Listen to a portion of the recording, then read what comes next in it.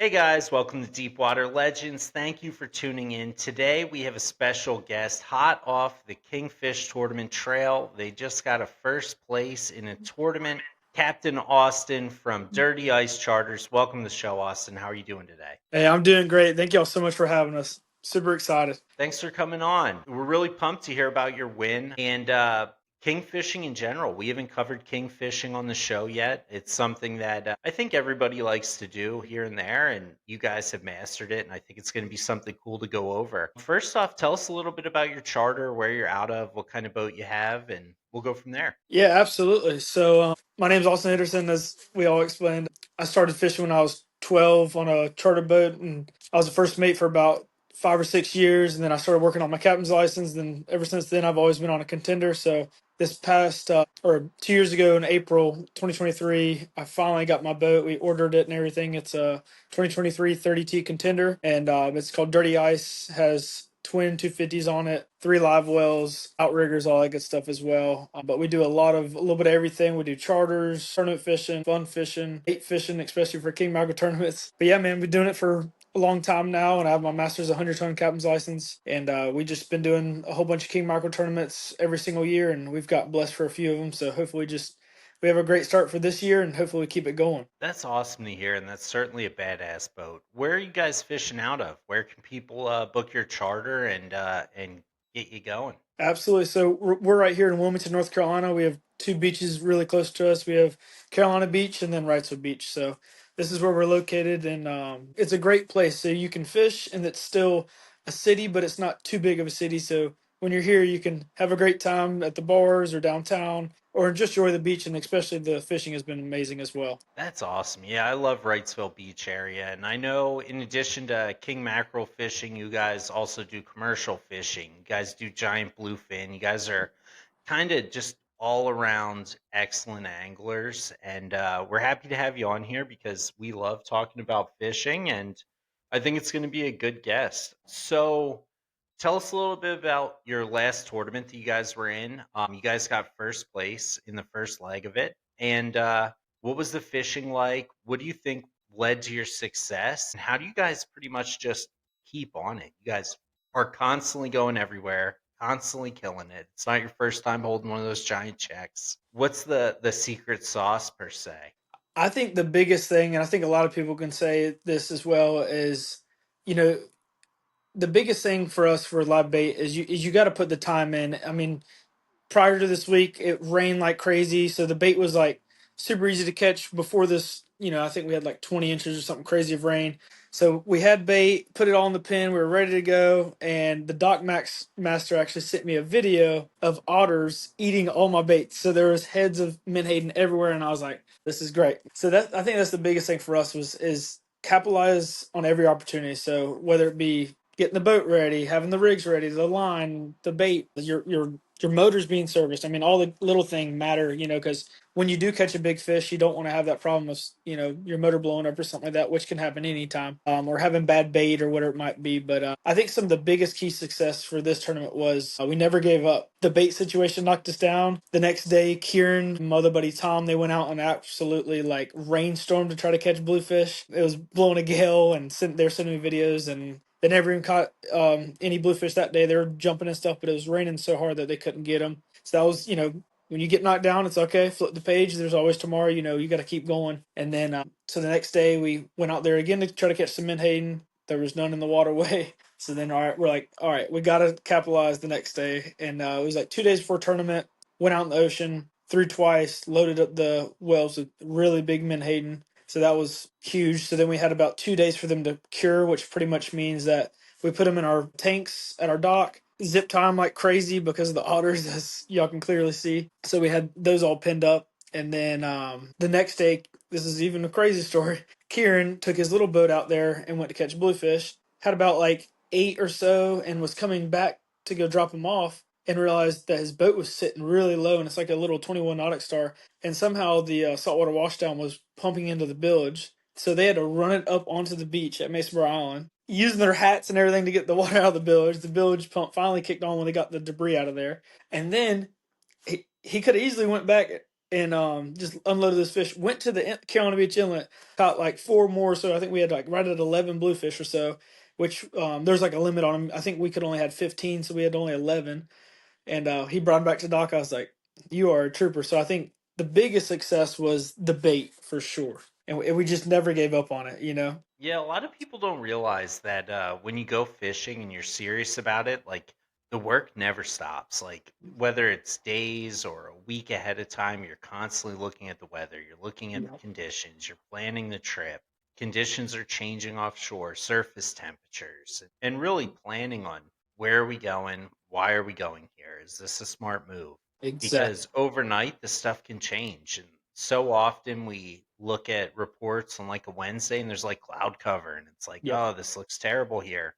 Then the next day you'll see like a temp break off from another one and come inshore and you're like, holy smokes, like now our run's 20 miles less. Like this is definitely the place to go. And then overnight it could push out and you're like, oh, I gotta go again. So it's really important to be a weatherman and a scientist and know the plankton concentrations and upwellings, downwellings, and really exactly where you have to go and having good bait and rigs already made because nothing's Absolutely. more frustrating than getting out to the spot and seeing jumping fish and then realizing like I don't even have lures tied up. I don't have rigs. I don't have anything ready to go and you lose that opportunity because as fast as they come, they're gone. Yep. That is a fact. So, when you guys are fishing bluefish versus Manhattan, are you using the same kind of rigs or do you guys switch it up? Like, what kind of rigs you're using for each kind of bait? Yeah, so the biggest thing with King microfishing, a lot of people either use seven strand or hardwire. Personally, I've caught big fish on both of them. Even in my spread, I run both of them because you know, when you're out there, you don't want to have all hardwire, and then the one time your buddy or your friend has seven strand and he's getting bit.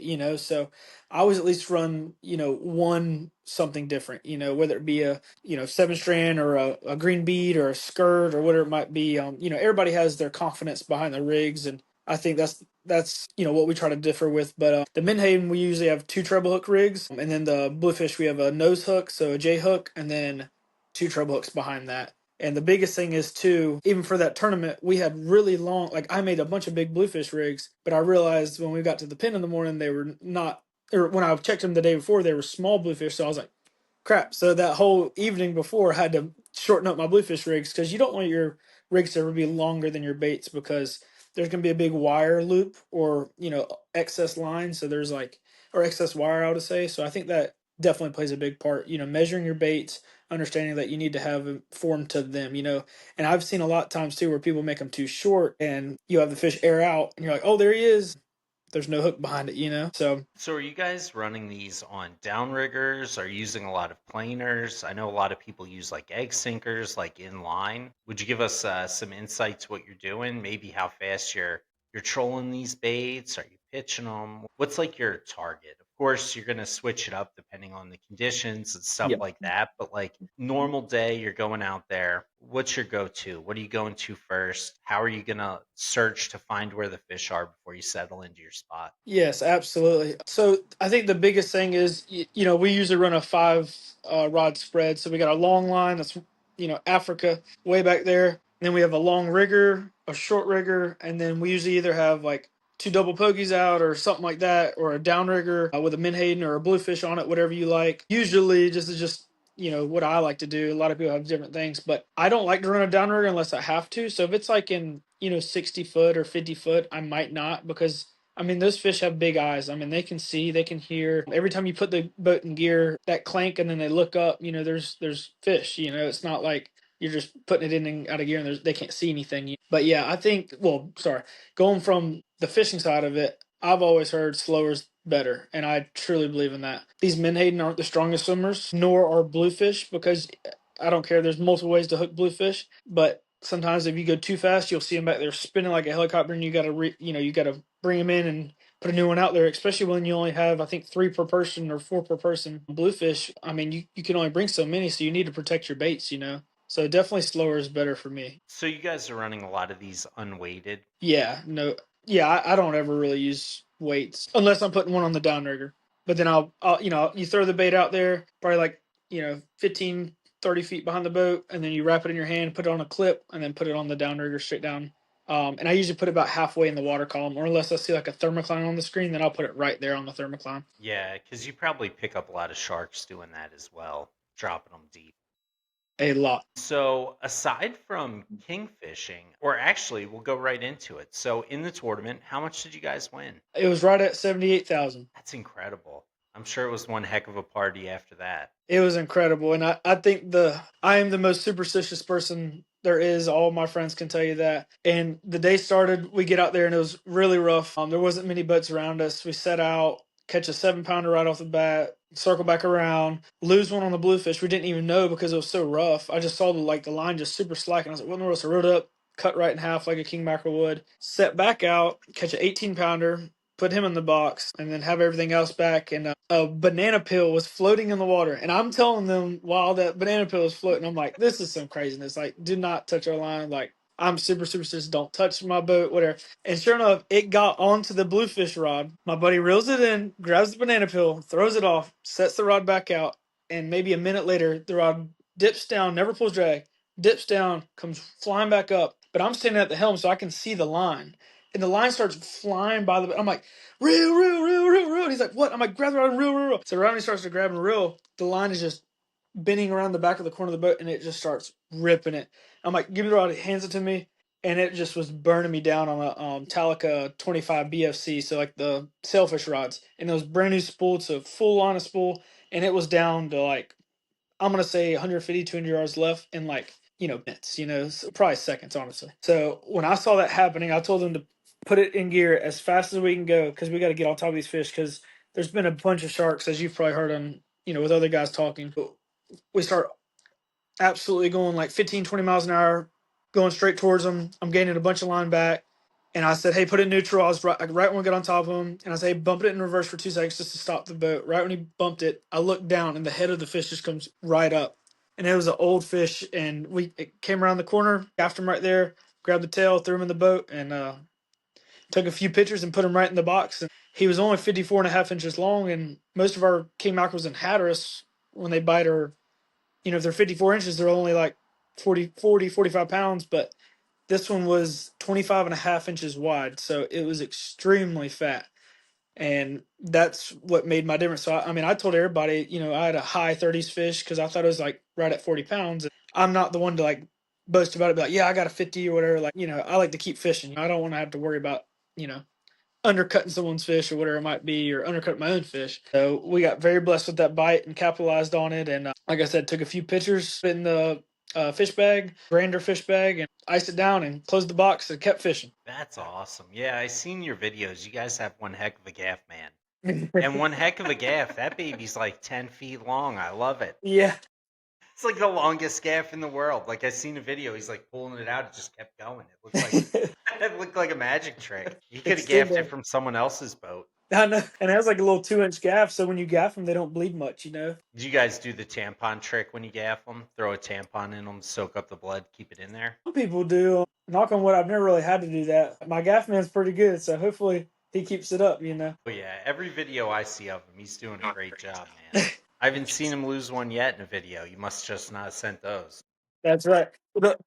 Yeah, this last tournament we fished in the fall was the funniest thing. I had the fish up there and he keeps hitting it, and I'm like, hit him, hit him. Like he's hitting him. Like, and I'm like, pick up the gaff. Picks up the gaff. The hook was gone. I was like, where did the hook gaff go? So it was the funniest thing though. The tip of the gaff, I guess the hook part just fell off. I was like, what in the world? Oh man, yeah, I had a harpoon shot like that on a mako one time where the harpoon dart wasn't sharp at all. Didn't Oh even yeah. break the skin. It was so sad. Yes. Like I nailed that thing. Nothing. That's yeah. It's just like a tuner in their gill plate. It's like a shield. Oh yeah. And what's the most you guys ever won in a tournament? Me and my buddy Austin Eubank on Clearly Hooked. It was me, Austin, Chris, and John Theo. We won 95 in the second legs. In about 2 weeks, that will be the second leg of the championship, or sorry, of the Cape Lookout shootout. We had a 35, I think it was 35.6, and at the time we were fighting a 25 pounder up front, and I watched it air out, and I was like, I don't even care about y'all's fish. This is him, and he landed, and thank God we left that other fish still fighting it because that one got sharked, and then our big fish didn't. I was like, whoa. That's incredible. Yeah, the sharks here are so terrible. Like, I mean, probably 30% of our fish get sharked here out of Yeah. Charleston. Yes, it's getting ridiculous. We do a lot of vertical jigging and stuff, and it's like we're losing 10, 15 jigs a day. Yes. When we went out there to the break this past week, we lost 12. It was ridiculous. I've never seen anything like it. They really need to do something about that. And I think the only way to really tame the sharks is to kind of get people harvesting them again, showing them that they are good food, like they are edible I and agree. sustainable, and being able to really be more marketable. Like they need to get like some kind of chef or something to do some shows on cooking them and get restaurants on board with it, because I think it's the only way to really get it under wraps. I'm not saying all sharks, there's certainly sharks we shouldn't be harvesting. You go out to a regular reef, and I mean, we're marking 10, 15 on a small piece. Like you'll have a Easily. reef that's like 15 feet by 15 feet. It's just loaded with sharks. Like I wouldn't even dive there at all No. ever. Yeah. That's what I tell everybody. Everybody's like, well, why don't you dive? I said, I'm on the most wanted list down there. I don't want to be down there with them. That's awesome. Yeah. Yeah, Oh, exactly. And like I mean they're coming right up to the boat. Like sometimes we'll oh pull yeah. up to a reef to fish and a shark will come right up and it's like, "Well, we're going somewhere Oh, else." And then they'll follow you to the next one. It's like this is Exactly. terrible. Yeah, this past weekend we had the biggest scamp I've ever seen on my own boat, like personally, and it was maybe 6 foot underneath the water. And I was like, "Oh, perfect, we got him! Like, just keep reeling." And a true 10 foot shark, I don't even know what it was, came up underneath it and ate it in one bite. And we got the head back, and the head was probably like 8 pounds, just the head though. It was like, what in the world, man? Yeah, and you guys do commercial fishing, which is awesome. And you sent me some videos of that. You guys really are pounding the bottom fish. I'm sure you see the sharks there all the time as well. Oh yes. Yeah, it's getting ridiculous. Like you said, from vertical jigs getting cut off to your regular weights. I mean, there's one day where I ran out of regular weight, so I literally had to go deep dropping. And thank God we went because we tried it at nighttime and we caught it was 48 pounds gutted snowy because we didn't have any regular beeliner weights or regular jack weights. We had to have like 6 pound weights and that was it. I was like, geez, Louise. We ran out of jigs the other day, and Troy was dropping down some like 700-gram jigs that were Yeah, for like 800 feet and was losing them. And Alex was flipping out. He's like, "That's an $80 jig." yeah. In one Sees drop, him gone. tying on another one. Yeah, he's like, "It just worked," and he's like, "No, absolutely not." Have y'all tried those JYG jigs? Yeah, those things are awesome. Yeah, I literally just got an order of them, like 10 of them in there, and I was like, these are sweet. Yeah, they work really well. We like using the Magic Tail jigs. Yes, Shout out to Magic Tail and Dante. You guys are the best. We appreciate you. You yes, sponsor our show. You send us gear. You send us gear to give to our viewers. You guys are awesome. You can use code Deep Water Legends, all one word, capital letters, for 15% off your order at magictailoutfitters.com. Sorry for the shameless plug. Their jigs are awesome. They're affordable and they work really well, especially when you're losing a million in a day. yes. You're not dropping down a $27 jig or That's $30 jig and just getting smoked. Now, that is when you for get sure. out to like really deep water and stuff, then it's like, okay, now it's time. You have a little bit more real estate to work with. You're not dropping it right into a shark's mouth. Yeah. But So even out there, man, like we're having wahoos getting sharked. It's like, what the heck is going on? I don't understand it. Yeah, and I mean, like they're big sharks. Yes, Like I can't remember the last time I seen a shark smaller than like probably 7, 8 feet.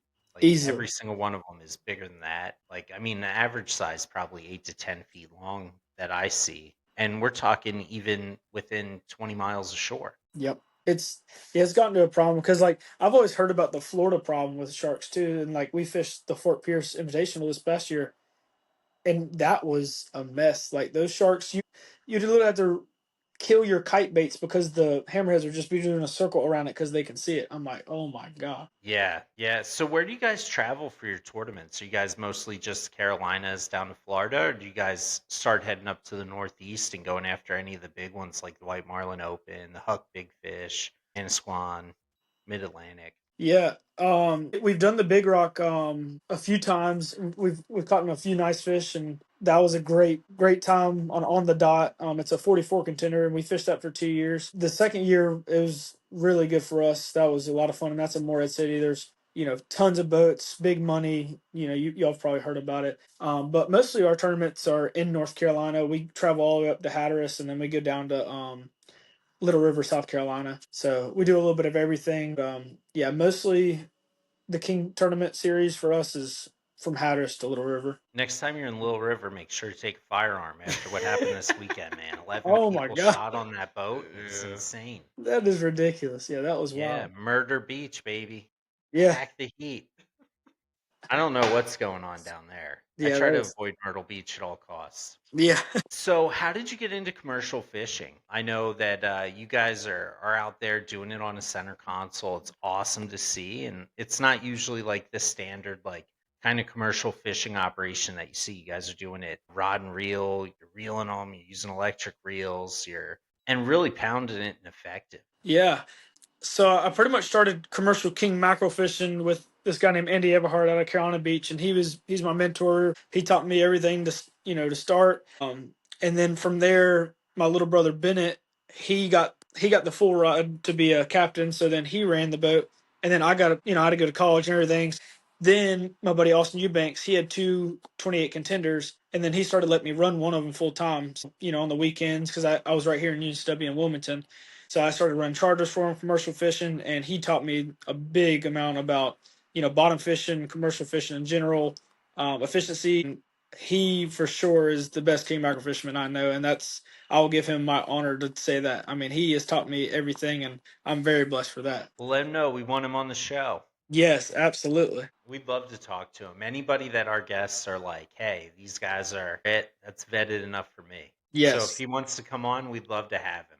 yes, absolutely. He is the man. So what kind of fish are you guys targeting when you're out there commercial fishing? Yes. So what I tell my guys when they come fishing with me is the biggest thing is weight. So don't get me wrong. Yes, you want to go out there and kill the groupers or you want to kill, wahoos or whatever it might be. But you got to understand though, like, yes, you might come home with 200 pounds of grouper, but at $6, $7 a pound, that's not even that much money. You know what I'm saying? So you need to have a variety and you just need to capitalize on weight. I don't care if it's 1,200 pounds of bonitas or whatever it might be. Just go out there and let's just have fun and catch weight. But a lot of the stuff we go for is beeliners because they're really good eating for a lot. And then, while you're beeliner fishing, you catch triggerfish, jacks, grunts, groupers, all that good stuff too. So, and the biggest thing too when you're doing that is the Boston mackerel and squid we use. It brings up everything. So, like king mackerels, wahoos. I've pitched to a 76-pound wahoo last year on a live bait rod from just beeliner fishing. So you never know what you're going to see out there. So, biggest thing is just capitalize on weight and whether it be jacks one day or groupers the next. You just got to keep it going. So, are there any kind of fish that you catch when you're commercial fishing and you guys throw back, other than stuff you're not legally allowed to keep? Are there any things that like aren't sellable or there's no market for? I'm trying to think. Other than sharks, like we were talking about, I mean, there's no real market for sharks. I don't really think of anything on top of my head that won't sell unless it's like you said, it's not in season or not regulation size. But yeah, pretty much just sharks, really, and marlins and sailfish and stuff like that. We caught one the other year and it died. It ate a live bait rig of sailfish, so we killed him and we brought it back and we had a feast for everybody. My buddy has a big smoker, so that was like one of the things Yes, that you're supposed to throw back. sailfish and marlin are delicious. People are gonna Yeah. hate us for saying it, but they're good. Yeah. I mean, especially like if they eat a king mackerel rig, I mean, it was down his throat and everything. I was like, there ain't no way he's gonna survive. So So, what kind of considerations do you take in when planning your commercial trips? Like, are you like kind of calculating like how much gas is it going to take for me to get here? What could we possibly get here? Versus like kind of just like a recreational trip, like what we do, where it's like we don't care if it's an entire tank to get where the fish are, we're going there yeah. because we're not trying to benefit like a cost analysis. Like, we're just trying to go catch what we want to catch, come home, and that's the end of it. Do you guys ever take that into consideration and be like, hey, maybe we'll run 30 miles instead of 50 Yep. because we might catch less or a different kind of fish, but ultimately we're saving money on fuel and able to still make more money on the fish that we catch? Yeah, I think the biggest thing for my type of fishing, sort of going back to like, we have center consoles, so like we burn a little less fuel, but we get out there, we be out there faster or whatever it might be. I think the biggest thing too is like I do a lot of overnight trips, so like I try to plan that accordingly because I don't want to like be running 20 miles at nighttime, so like you were saying, I like to get where I need to go. Like, so if I leave at 4 o'clock in the afternoon, I'll try to get there before dark. So then I only have, like, 5 mile radius of runs, rather than a great big haul, but my biggest thing is, and I think this is comes to any fishing, scared money doesn't make money. Spend the extra money on fuel or bait, tackle, whatever, ice, because I think, and don't get me wrong, I feel like we run over the fish a lot. I feel like everybody does, because you always hear the Gulf Stream has bigger fish, this and that and the other, but it's not the case. I mean, when gag groupers in the fall, they come in close, you only got to go a few miles. And, I just feel like it's the biggest thing about, like, finding the temperature, making sure the bottom looks good, try a few drifts. And if you catch them, then anchor up. If you don't, keep going. And what kind of baits are you guys usually using when you're commercial fishing? Yeah, so we use Beast Masters and Tanacoms on Dante's rods. Actually, Magic Tail. He has a awesome Shout setup. out to Dante's Rods. We have one right here, the finest rods in the land. You Look at will that. not find a finer fishing rod Nope, than a Magic Tail Outfitters rod. they You can are get those at absolutely incredible. magictailoutfitters.com or call the man yourself. That's it. And his rods are amazing, because Indestructible. the tips are so light. Beeliners bite very soft, and you can see every bite from the beeliners. But then when it goes to load up, you've already whooped his butt. You know what I'm saying? And same thing with groupers and jacks. I mean, they are just great rods. And the best thing I ever paid for from him was the adjustable butts. They are incredible, because I like to hold the rod a lot, but then when you get tired and you need a break, you can always put on the bent buck section and keep catching them as hard as you would if it was straight. So that was a great thing that he prompted me to get. I know one thing not to sleep on when it comes to like smaller size electric reels like Beastmasters and Tanacoms are the Banex Kagans. Those things have tremendous power and they last Yeah. forever. I have one, and in 5 years, no problems at all. I know a Wow. lot of guys are quick to be like, "Oh no, I wouldn't use that," but my personal experience, those things are a beast, man. Like it's almost like an in between.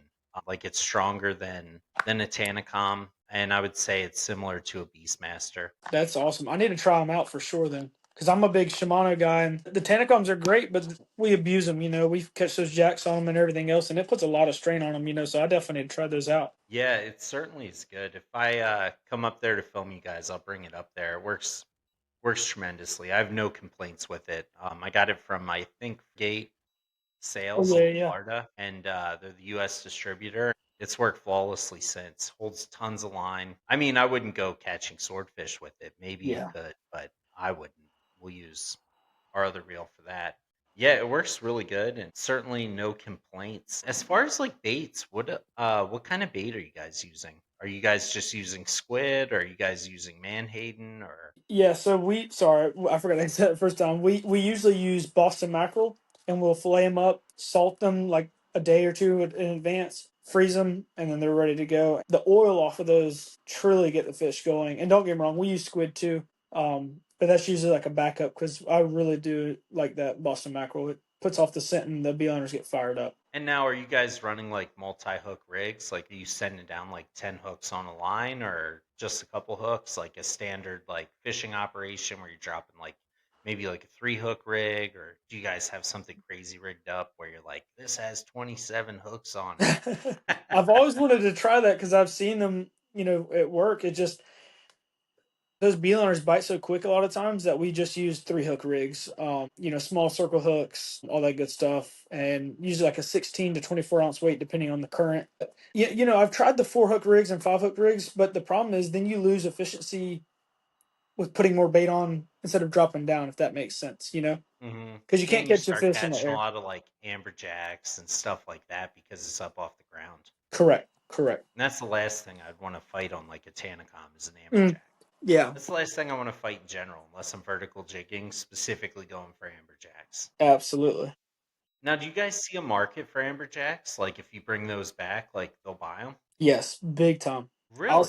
I'll say that's like when I was talking about weight. Like, don't get me wrong, it's not, you don't get paid big money for them, but that's where you get like your gas bait money, that kind of stuff. And then you're like, okay, once I got these jacks, okay, now I can go have fun. Now I can go catch beeliners, maybe target a bunch of groupers, all that kind of stuff. But I heard down in Florida, there's a huge market for them. They sell them for a lot more money than what we do. But I think a lot of our fish goes to Canada, from what I've I'm gonna have to understood. look it up because if I can sell amberjacks, I can sink the boat in amberjacks every time. Yeah. Like, I mean, we had 50, 60 pounders all over. Oh Like, yeah. we could come back standing on them. That's awesome. Like, we'd have to take a separate boat to pull our boat filled with amberjacks. Load them Like, down. there's just so many. If there's one thing that there's more of than sharks, it's amberjacks. Yeah, that is yes. I love catching them though. We've been using our 80 wides a lot of the times because like you were saying the Tanacoms and you don't want to burn up the Beastmasters and all that stuff too, and just crank them on the 80 wides with a long like tuna rod just like these, or Dante's rods too. They whoop their tails. Oh yeah, I mean, we catch them sometimes when we're trolling for wahoo. Like double hooked up a while back, and we were high speed trolling for wahoo with Nomad DTXs, like the twos, Y'all thought you and had them we all. thought we had Moby Dick on the line, dude. Like we were like, oh my god, double hooked up! Like That is these awesome. things smash the line, going like 12, 15 miles an hour. And Yeah, we're like, oh my God, it's pulling drag. We just slow the boat down and stuff. 30-minute fight, 260-pound jacks. And we're like, this is terrible. But like, I and love catching them when we're vertical jigging. Absolutely hate catching them when we're trolling. Like, it's yeah, ridiculous. They yes, just open their mouth and it's like pulling in a parachute. yeah. You're drowning them. That's what it feels like. Yeah, it was completely ridiculous. Yeah. Yeah, I'm gonna definitely have to check about the amberjacks. I wonder who's buying them, what they're using them for. Yeah, Like because I've cat never food, dog food. Like I don't know anybody that eats them. I never cut one open that wasn't filled to the gills with worms, man. Yeah, I'll be honest with you. I've eaten like the shoulders off of them a lot, and I'll cut them up in like little chunks, and I'll put them in with my grouper, and I will not tell anybody, and nobody will even say anything. Like, By doing people dirty. no, no, Yeah. Yeah, no. every year I keep at least one in hopes that it doesn't have worms because I hear how good they are. Yeah, And every year I take it back to the dock and I cut it open, pull out some earthworm size worms. And I'm like, nope. Once again, no. But then a couple months pass and I'm like, okay, new season. yep, This one doesn't have worms. I feel it. yeah, And like sometimes it's a small one, sometimes it's a big one. And it's like every time it's worms all the yeah. time. And The not just like a couple, it's like the whole thing is just loaded with. wormed up. Yeah, I know the Almaco jacks don't get it as bad, but I know they still get them. Yeah, I kept a couple of those too, and I ate one of them, and then uh, I was like, "Oh, I have high hopes for this," and then the other ones I kept had worms. I was like, "Oh Oh, no, that's the terrible." word. That So, do you guys do any wreck fishing or anything? Like for wreck fish? no, Do you guys get them up there? I've never been out to the deep like that. Some of my buddies do it, and they're sorry, not for wreckfish, but swordfish, and they are very good. We got two guys up here at Wrightsville Beach, Jackson and Ben, and they are incredible sword fishermen, and they do it up and down these East Coast. They do it everywhere, and they are very good. But I don't know. I don't feel like anybody's ever strictly targeted them really, so I've never seen one before. But Well, that'd we be really have. cool. And, out of South Carolina, we actually have a wreck fishery.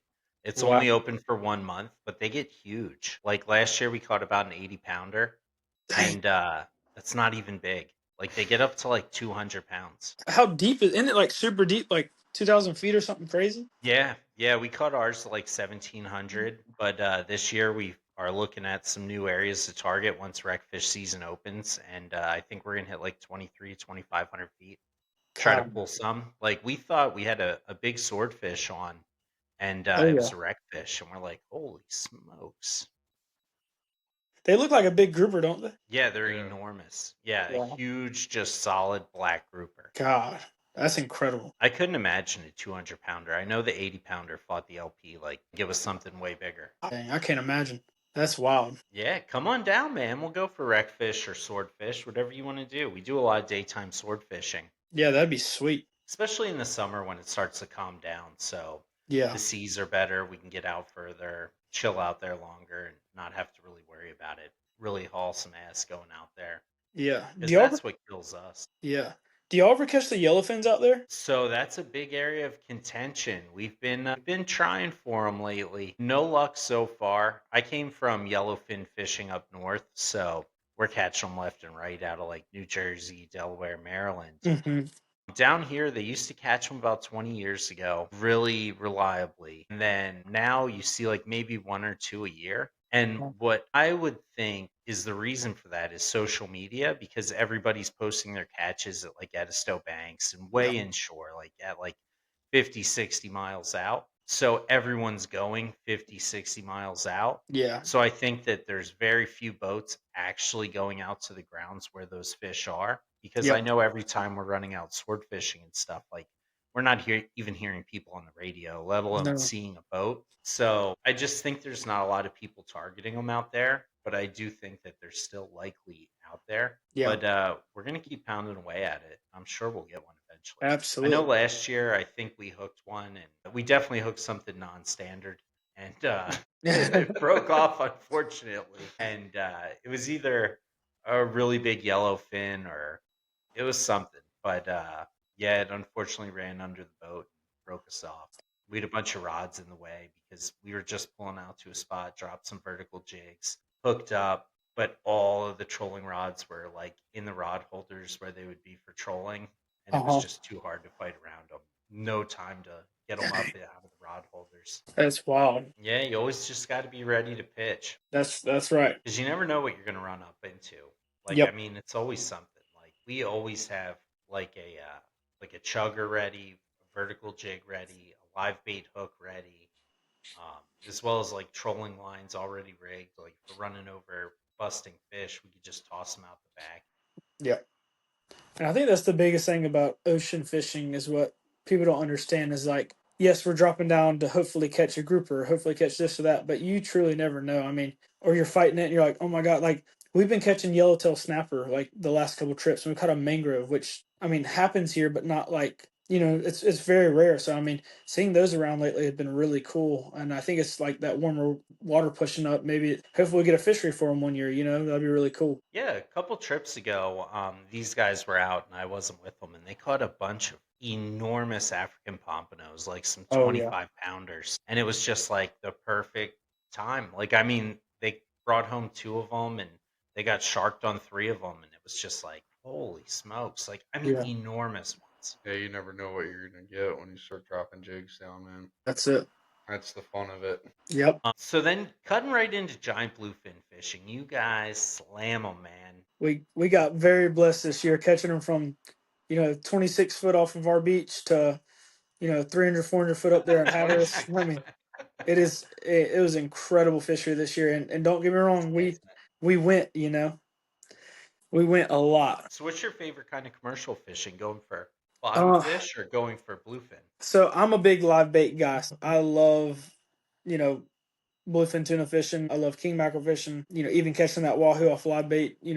That one time that was sweet. Like that is my favorite. You gotta, like I was saying, you gotta go slow. A lot of people don't understand it. Sometimes they're trolling too fast, or whatever it might be. But I truly like to see the bait wiggle back there, and then see an explosion happen, or they absolutely, king mackerels, wahoos, tunas, anything up top, they just burn it down, and I just love that.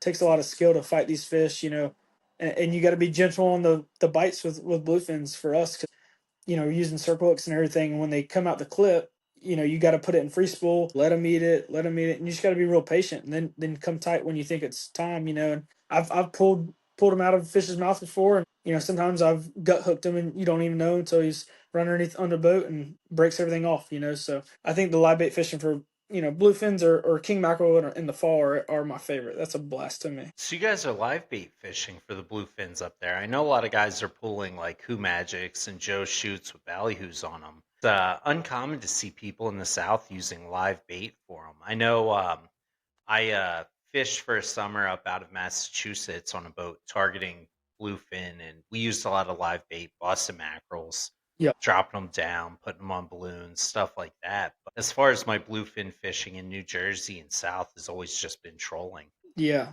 And I think that's something that, well, my buddy, I mean, I don't know who started it, but like I said, my buddy Austin Eubank, I think he sort of started it for us down here because, like, we used to ballyhoo fish and everybody used to ballyhoo fish, and, you'd see like one or two get caught, and it was like awesome. My first one I ever caught here was probably like 30 foot of water with Mike King, and it was on a ballyhoo, and that was awesome. But I think these fish, I mean, I think they're getting smarter because everybody pulls ballyhoo don't get the bites are way less compared to us, and when Except John Zotto, that guy gets bit all the time. If you need yeah, a charter, no limit sport fishing.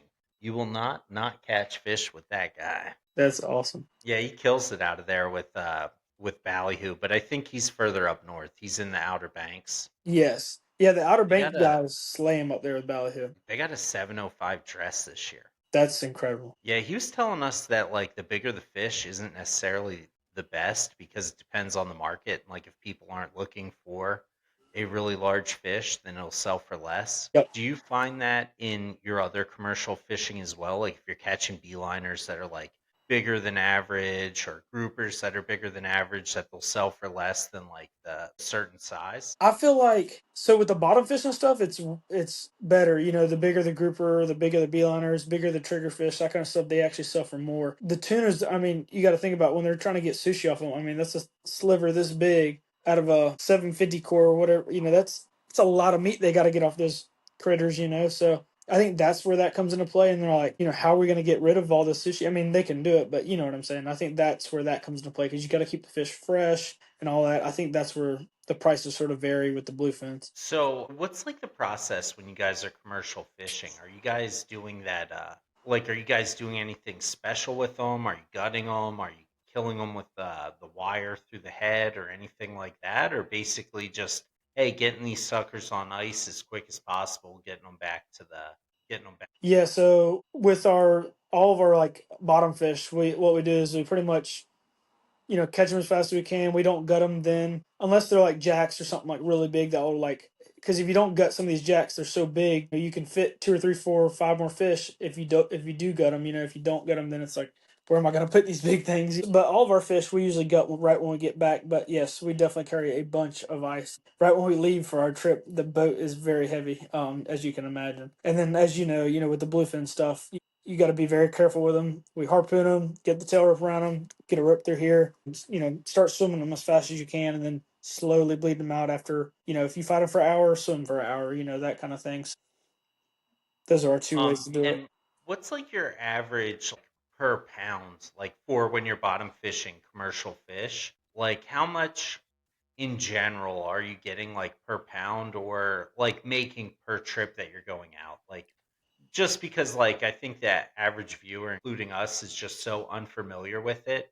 And Yeah. you have a bunch of shows, not to mention one where they're like, you get $27,000 for a fish, which we already know that's not the case. Yeah. But when it comes to like reef fish and stuff like that you're getting, like how much you guys actually like usually getting per trip? Yeah. So I mean, and this is going to surprise a lot of people. I mean, I would if we were getting $15 to $20 a pound on these creatures, I'd be doing it full time. But you can't make a living like that, especially with the weather how it's been. Oh yeah, But you could say that again. gosh, it's It's been terrible.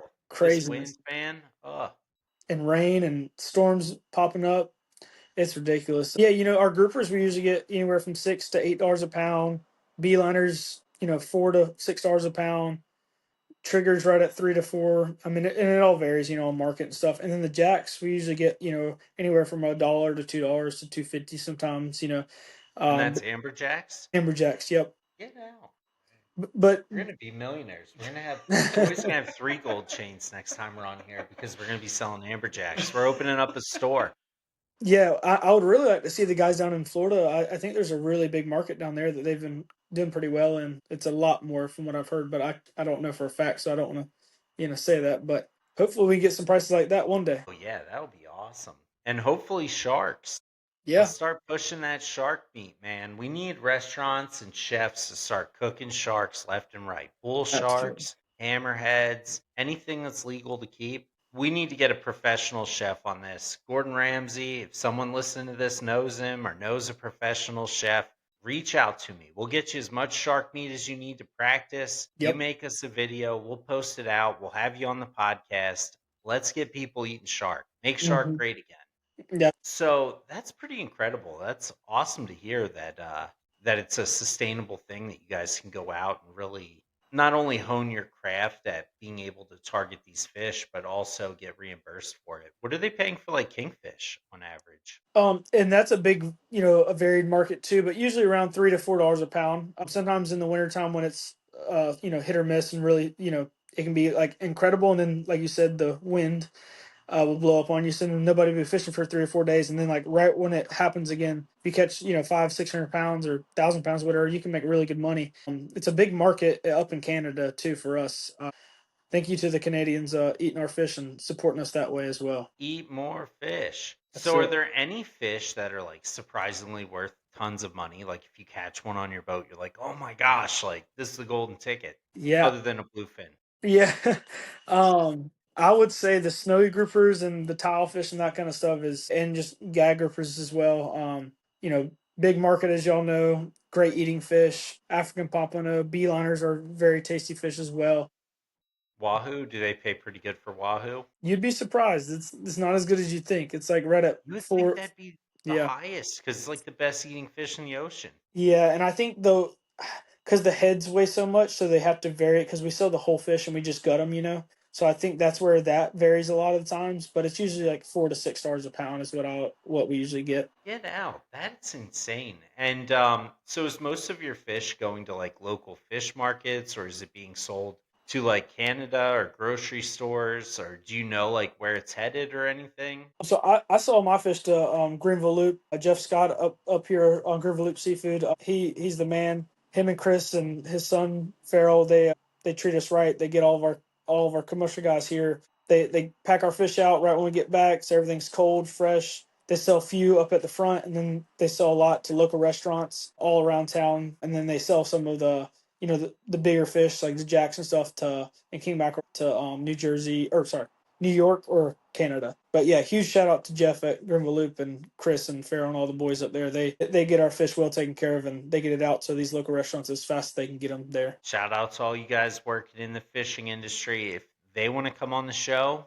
connect us. I'm happy to have them come on too and give their perspective on fishing and the market and all that stuff as well. We love hearing about all kinds of stuff.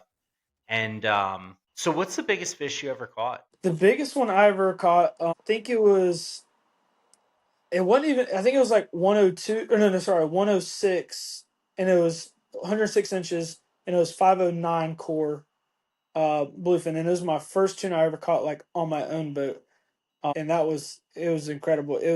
I was like 38 feet of water off of Wrightsville Beach, and it was like right before it was about to get dark. Like I mean, it was dark, and there was one little sliver of light, and I was like, all right, I was about to pack everything. I was like, I'm gonna give it 5 more minutes, and right when I said that, it was like so dark, I barely look up the clip, and it popped. So I said, no way, and I put it in free spool, let him eat it, and it came tight, and he just blistered me offshore. And we got him. Austin Eubanks, like I said, he hopped off of his boat, and thank God he helped me get it onto mine because I had a Sportsman at the time about 4 or 5 years ago now, and that was a beast to get on that rig. That's awesome. Shout out to Sportsman. They're South Carolina boat manufacturer. They're right here in Somerville. Absolutely great boat. I had the 252 Sportsman and caught a bunch of fish off it. It was a great boat. Yeah, the biggest fish I ever caught's actually a pretty funny story. We were out fishing in the canyons with one of my friends, Stanley Watts, and another friend, Mike Benny, and we were in probably like 3 or 4 thousand feet of water out in the canyons and settling in overnight because we were going to go big eye fishing and yellowfin fishing in the morning. And we threw out a shark bait. We had like a 25-pound bonita that we had out there, and we were like, "Oh, we're gonna get like a huge mako or nothing," Yep. which we were hoping for the or nothing. But like if we caught something, it was going to be worth our while. It wasn't out there for 15 minutes, and that thing starts screaming, man. And we're like, "Oh my gosh, we hooked something huge." We fought that thing for hours. I mean, it went all the way to the bottom. We got line back, went all the way to the bottom again, got line back. And it was just hours and hours. And like at first, Mike was like, "I'm going to fight this whole fish." And it was like, "Okay, go ahead." And then like 40 minutes in, he's like, "No, no, it's not even tired. Like, you got to let it." So like we all started taking turns and then like more turns and then hours later more turns and it was like 15 minutes at a time. We're all whooped. Daylight starts coming in. Like I mean we fought this all friggin' night long. Oh my Like we God. thought we had like a state record mako. Son of Absolutely. a gun, it was a tail wrap pilot whale. Oh my God. Got them all. It was terrible. We had it on film and like we were running out of batteries and like turning the film off for like an hour and then turning it back on. We're like, oh, we got it close again. We're getting wraps back on the reel. And then it's like screaming us again on a TRX 80 wide. Oh And we my had a god. special reel that we set out specifically for fishing for giant sharks. It was an 80 wide at 300-pound Jerry Brown hollow core with 300-pound top shot. Like it wasn't breaking off. And like, I mean, we fought this thing with tons of drag all night long, and then all of a sudden we're like getting it close, lead like the top shots on the reel, and then it's just starting to get to the leader, and then we hear it pop the surface and blow hole, and we're like, no. And I My guess it god. must have came to the surface a bunch of times, but it was like really far away, so like we didn't hear it. Like we were down to like just a couple wraps on it. Like we thought Oh like we were losing this fish like a million times, and like then we were getting it back, and it was the biggest heartbreak ever. It was like, oh my gosh. gosh, yeah, That is it was crazy. no bueno, not good. That is wild. Yeah, and since then we fought like a 300-pound ray, like all kinds of stuff that like you would never imagine, like Yeah.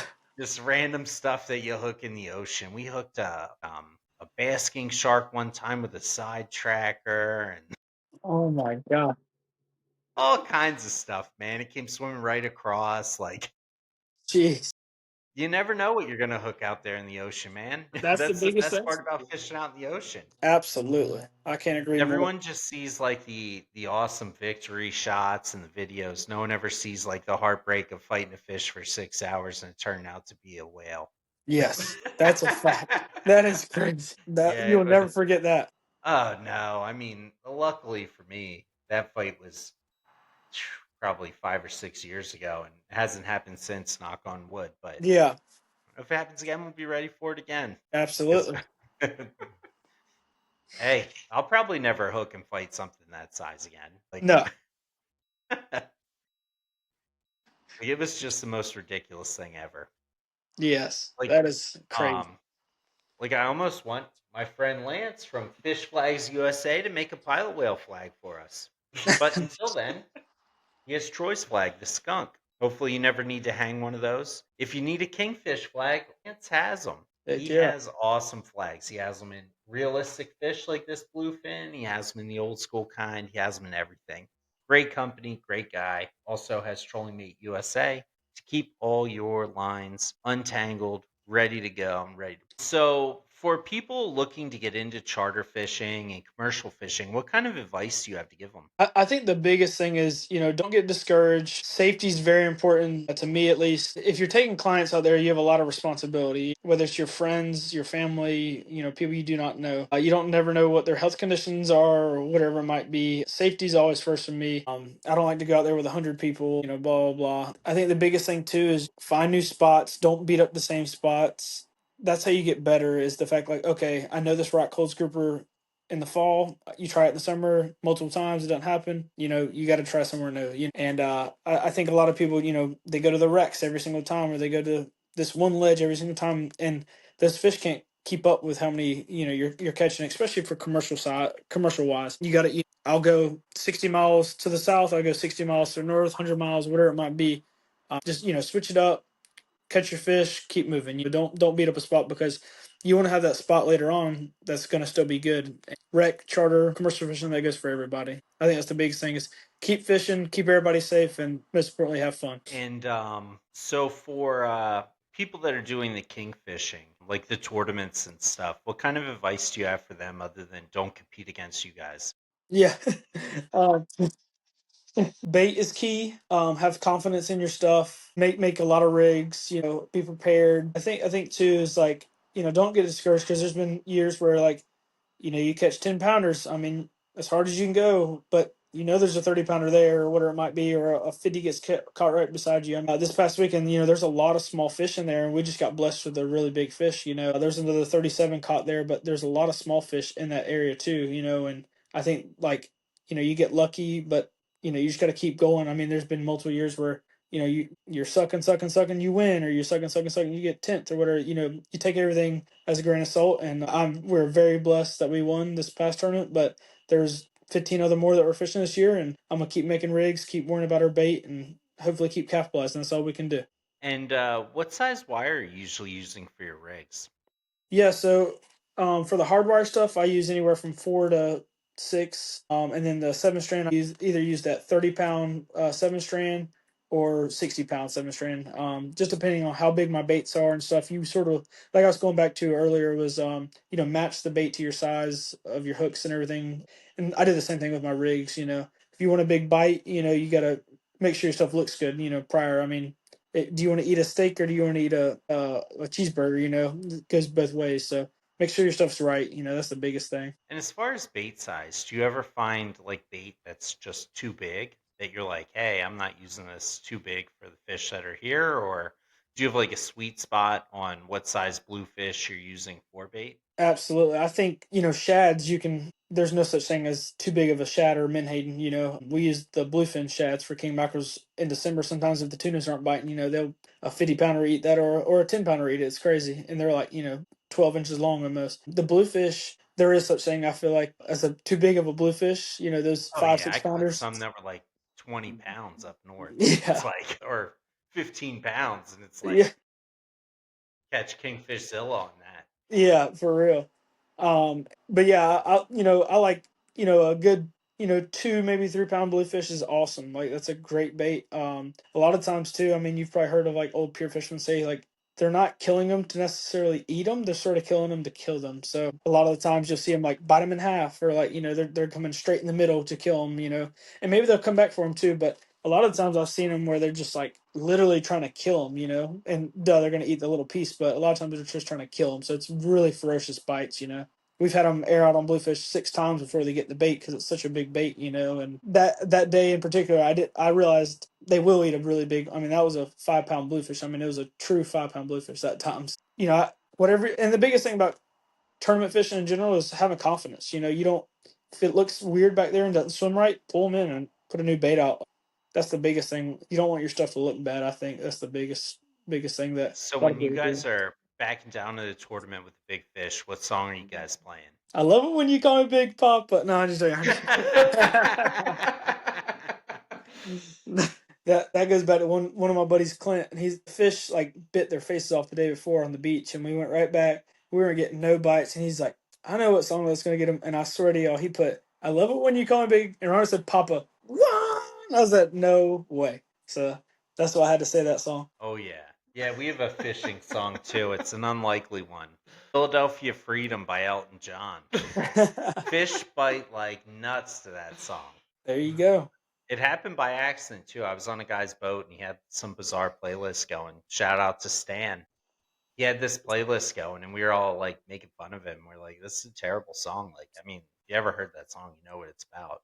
Yeah. And like all the lines went off and we're like, no way. And then hours later, like nothing was happening. Song comes on again. Lines go off again. And Mm, then like since then it's like, well, we all gotta have that song. And then every time it comes on the radio, it seems like Fish are on. And then it became so frequent that it's like, okay, well now it's like a frequent flyer on the boat. yeah. None of us like it. It's just gotta play. Cued in Like every you're like not 7 catching songs. anything for a while. It's like turn on the song. Yep. That's it. Oh yeah. I mean, and it always comes down to confidence while you're fishing. I mean, that is your confidence song. You got to have, those little things because sometimes it's hot and heavy and you can't keep a bait in the water. And sometimes it's slow and you got to have patience and play your song and get a bite. Yeah, I wouldn't really call it my song. Hot and heavy and confidence are two things that certainly go with it, though. Yeah, if you guys have never heard Philadelphia Freedom, play it. You'll laugh. It's certainly an interesting one. Play it on your boat. Tell me if you catch fish. I'm pretty sure you will. Oh, yeah. Yeah, so how can people book your charter? Where can they reach you at? How can they do it? Absolutely. So my Instagram is Austin_Hendo. And if you just, follow me or send me a direct message, I'll love to hook you up with the charter and everything. I have shirts and sweatshirts available as well. I just got to order in, so I'll be sending y'all some as well. But yeah, just follow me on Instagram or direct message me and we'll get it going. Awesome. Yes, so you guys heard it. Book with Captain Austin. He's safe. These guys slay. You're going to catch fish. He's out of Carolina Beach, Wrightsville, North Carolina. And beautiful boat. It's fast, fuel efficient. And these guys, most of all, just slay it, man. Like, we posted some of your videos. They got like 30,000 views on YouTube, like multiple ones. Like, people can't get enough of it. You're clearly the most in shape guy we've had on here. So maybe you'll get the lady audience. Now we got a lady audience for here. But most of you guys are like 35 to 65-year-old men. So that's probably not applicable unless you listen to Philadelphia Freedom. Then maybe it is. He'll still take you out either way. You'll catch fish. And an excellent guest. We appreciate you coming on, man. Thank you very much. It's been a pleasure. Like I said, guys, Magic Tail Outfitters makes excellent gear. They have rods, they have tackle. Dante is an absolute slayer.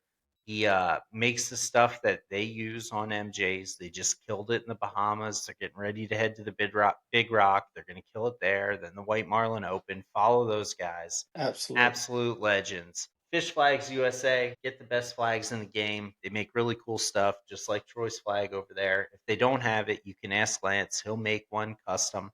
They make them with your boat logo and name on it, your bait shop, and so forth. If you're looking for a bait shop, Hatterell's Point Tackle, there's no finer shop in South Carolina if you are not near them. Fisherman's Headquarters. They are in New Jersey. They are outstanding. Use the code Going Deep, all one word, for 10% off your order. You can also order online. They'll ship your stuff everywhere. If you have questions, Greg is outstanding. He's a Rodan dealer.